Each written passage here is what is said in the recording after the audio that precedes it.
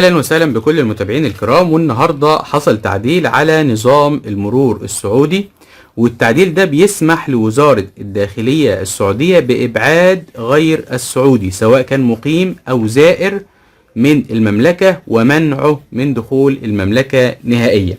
طب يا ترى ايه هو التعديل ده؟ والمخالفات دي عبارة عن ايه؟ هم 9 مخالفات هنوضحهم بالتفصيل. وهل هيتم الإبعاد من أول مرة تحصل فيها المخالفة ولا إذا تكررت المخالفة أكتر من 3 مرات؟ هنوضح كل حاجة بالتفصيل، فركز معايا. ولكن في البداية ما تنساش اللايك الجميل والاشتراك في القناة علشان يوصلك كل جديد أول بأول. أمس تم تعديل المادة 74 من نظام المرور السعودي، وأصبح يحق لوزارة الداخلية إبعاد غير السعودي. وغير السعودي هنا سواء كان مقيم أو زائر، ومنعه من دخول المملكة نهائيا إذا صدر حكم نهائي بإدانته في مخالفة مرورية، والكلام ده عند تكرار هذه المخالفة أكتر من 3 مرات من تاريخ المخالفة الأولى خلال نفس السنة. أول مخالفة هي إيه؟ قالك طبعا المخالفات دي كلها بتعرض السلامة العامة للخطر. وأول حاجة اللي هي تجاوز السرعة بأكثر من 30 كيلو متر في الساعة المحددة على الطريق اللي سرعته 140 كيلو متر في الساعة.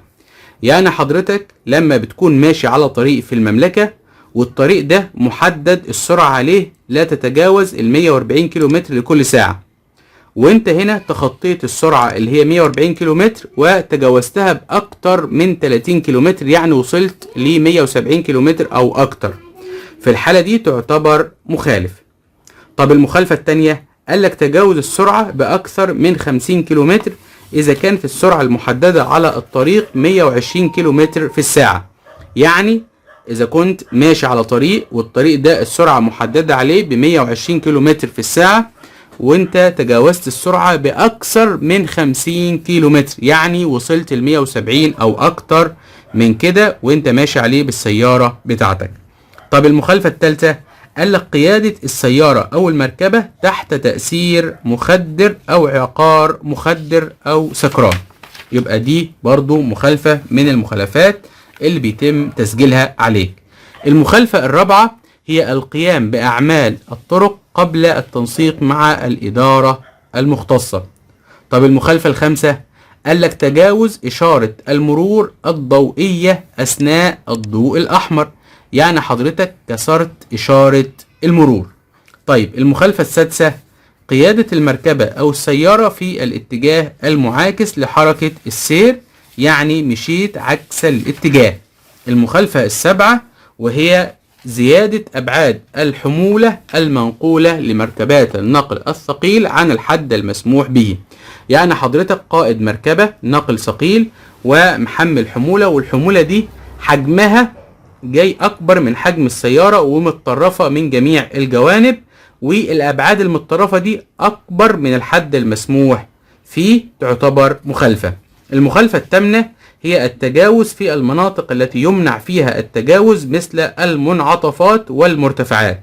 يعني حضرتك قائد سيارة أو مركبة وبدأت تتجاوز السيارة اللي قدامك في أماكن غير مسموح فيها بالتجاوز سواء كان منعطف أو مرتفعات. المخالفة التاسعة وهي نقل الركاب في الأماكن غير المخصصة لهم في المركبة. يعني حضرتك مثلا سيارة نقل والسيارة دي انت بدأت تنقل فيها ركاب، أو أي سيارة غير مخصصة للركاب بدأت انت تحمل فيها ركاب، تعتبر دي مخالفة. وبكده دول هم ال9 مخالفات. طيب إذا ارتكبت واحدة من ال9 دول يتم توقيع الحد الأقصى للغرامة إذا تكررت المرة الثانية، والكلام ده بيكون خلال سنة من تاريخ الغرامة أو المخالفة الأولى. وإذا تم ارتكاب المخالفة للمرة الثالثة خلال السنة من تاريخ المخالفة الأولى بيتم الإحالة للمحكمة المختصة للنظر في العقوبة بالسجن مدة لا تزيد عن سنة، مع الإبعاد من المملكة والمنع من دخول المملكة مرة أخرى. زي ما احنا قلنا إذا كان المخالف غير سعودي سواء كان مقيم داخل المملكة أو إذا كان زائر وارتكب هذه المخالفة خلال تواجده داخل المملكة. دي كده كل التفاصيل الخاصة بالتعديل ده، انا حبيت اوضحها علشان الكل ياخد باله اثناء تواجده في المملكة. وبكده نبقى وصلنا لنهاية فيديو النهاردة. اذا عجبك ما تنساش اللايك والاشتراك في القناة، والسلام عليكم ورحمة الله وبركاته.